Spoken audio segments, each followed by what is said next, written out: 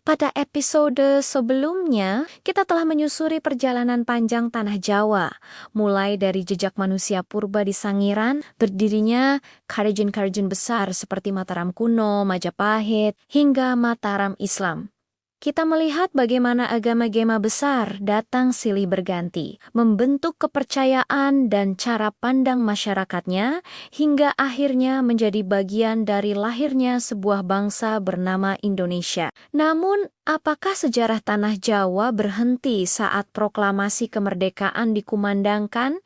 Jawabannya, tidak, sejarah itu tidak pernah benar-benar selesai. Ia justru berlanjut, meresap, dan hidup dalam cara berpikir, sikap, serta kebiasaan masyarakatnya hingga hari ini. Karena di Jawa, sejarah bukan hanya sekumpulan tanggal dan nama yang dihafal. Ia dijalani, dirasakan, dan diwariskan dari generasi ke generasi. Orang Jawa sejak dulu diajarkan untuk urip nganggo rasa, hidup dengan rasa. Ini bukan sekadar slogan, melainkan sebuah filosofi mendalam. Segala sesuatu tidak diputuskan dengan tergesa-gesa.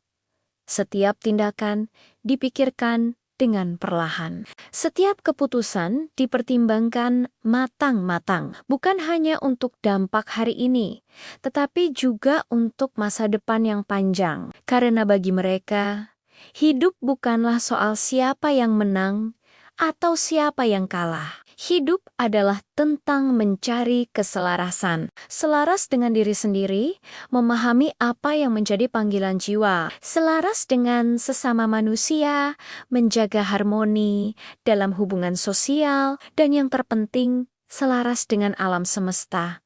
Menyadari bahwa manusia hanyalah bagian kecil dari ciptaan yang agung. Falsafah ini melahirkan sebuah sikap yang khas, kalem, sabar, dan penuh pertimbangan, sebuah kebijaksanaan yang tidak lekang oleh waktu. Di Tanah Jawa, konsep kekuasaan pun memiliki makna yang unik. Kekuasaan sejati tidak selalu ditunjukkan dengan suara yang paling keras, pedang yang paling tajam, atau pasukan yang paling banyak. Raja Yongbei, yang disebut Ratu Adil, adalah raja yang mampu membuat rakyatnya hidup tenteram, ayam, dan damai. Pemimpin yang dihormati adalah ia yang paling mampu menahan diri, mengendalikan amarah, dan menunjukkan kebijaksanaan dalam setiap tindakannya. Kekuatan batin dianggap lebih tinggi nilainya daripada kekuatan fisik. Itulah sebabnya keraton di Jawa seperti Keraton Yogyakarta atau Surakarta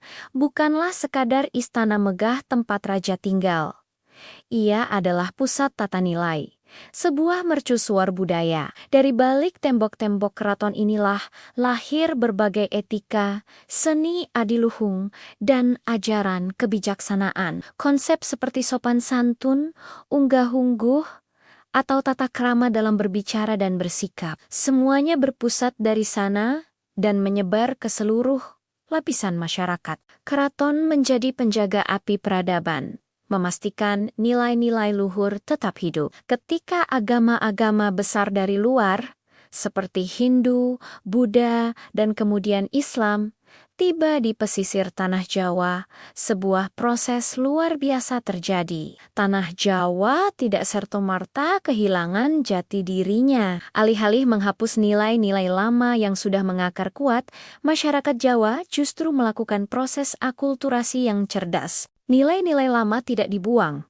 tetapi diberi bingkai dan makna baru yang sejalan dengan ajaran agama yang datang. Doa-doa baru bertemu dengan tradisi sesaji yang sudah ada. Ibadah di masjid berjalan berdampingan dengan apakara budaya seperti slametan atau kenduri. Inilah yang sering disebut sebagai sinkretisme, sebuah kemampuan untuk menyatukan berbagai unsur yang berbeda menjadi sebuah harmoni yang baru. Kemampuan inilah yang membuat masyarakat Jawa sangat adaptif dan mampu menerima perubahan tanpa harus tercerabut dari akarnya. Mereka bisa menjadi Muslim yang taat, sekaligus tetap menjadi orang Jawa yang sejati. Masa penjajahan selama ratusan tahun tentu saja meninggalkan luka yang sangat panjang dan dalam. Eksploitasi, penindasan, dan kerja paksa menjadi bagian dari memori kolektif. Namun, perlawanan orang Jawa tidak selalu dalam bentuk peperangan fisik dengan mengangkat senjata. Ada bentuk perlawanan lain yang tak kalah kuatnya, yaitu perlawanan budaya. Sebagian dari mereka melawan dengan cara terus menjaga dan mementaskan wayang kulit. Sebagian lain melawan dengan tetap menggunakan bahasa Jawa halus di tengah desakan bahasa Belanda. Banyak yang melawan dengan cara sederhana, yaitu mewariskan nilai-nilai luhur tentang kesabaran dan harga diri kepada anak-anak mereka.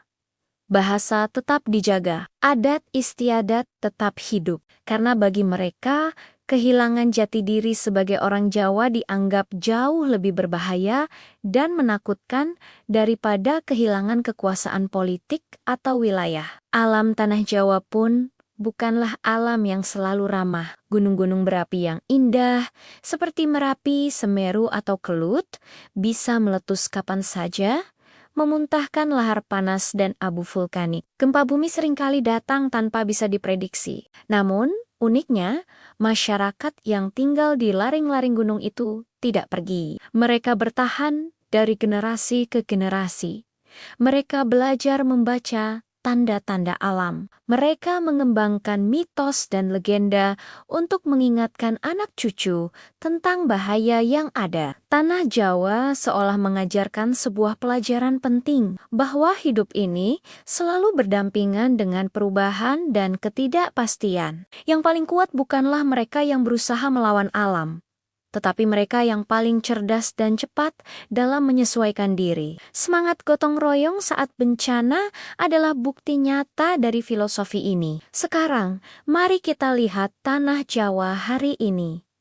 Cakrawala dipenuhi gudang-gedang pencakar langit. Jalan-jalan raya dipadati jutaan kendaraan. Internet dan teknologi digital telah mengubah cara kita berkomunikasi dan bekerja. Modernitas seolah datang dengan kecepatan penuh, mengubah wajah fisik pulau ini secara drastis. Namun, jika kita mau berhenti sejenak dan memperhatikan lebih dalam, kita akan menemukan sesuatu yang abadi. Kita akan melihat seorang anak muda yang masih menundukkan kepala dan menggunakan bahasa krama Inggil saat berbicara dengan orang yang lebih tua. Kita akan menemukan keluarga yang masih rutin mengadakan tradisi kenduri untuk mendoakan leluhur. Kita masih bisa mendengar nasihat dari orang tua kepada anaknya untuk selalu sabar lan nerimo, sabar dan menerima.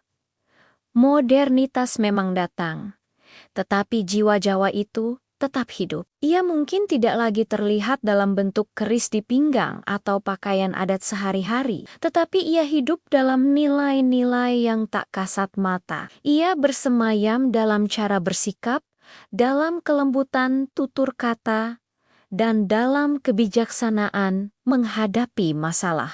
Tanah Jawa telah melewati begitu banyak zaman. Ratusan penguasa telah datang dan pergi. Kerajaan-kerajaan besar telah bangkit dan kemudian runtuh. Namun, ada satu hal yang tampaknya tidak pernah benar-benar hilang. Sebuah filosofi luhur tentang pentingnya keseimbangan, keselarasan, dan kebijaksanaan dalam menjalani hidup. Dan selama nilai-nilai itu masih dijaga, selama rasa itu masih dihidupi, dan selama kebijaksanaan itu masih diwariskan, maka cerita tentang tanah Jawa tidak akan pernah selesai. Ia akan terus berlanjut, menulis bab-bab barunya hingga akhir zaman. Terima kasih sudah menonton perjalanan kita menelusuri jiwa tanah Jawa.